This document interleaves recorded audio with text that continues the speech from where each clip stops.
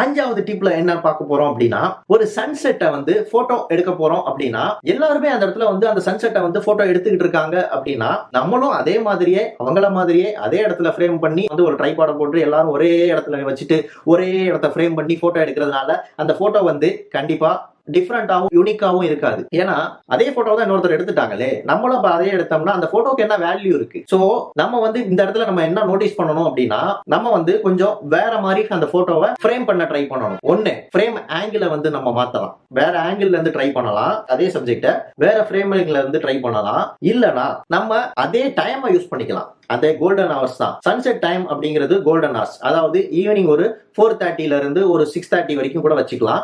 So அந்த டைமிங்ல நம்ம வேற ஏதாவது ஒரு சப்ஜெக்ட கூட நம்ம போட்டோ எடுக்க ட்ரை பண்ணலாம். அந்த லைட்டை யூஸ் பண்ணிக்கணுங்கிறது தான் அந்த இடத்துல விஷயமே தவிர, சன்செட்னா சன்செட்டை மட்டும் தான் போட்டோ எடுக்கணும் அப்படிங்கிறது விஷயம் கிடையாது.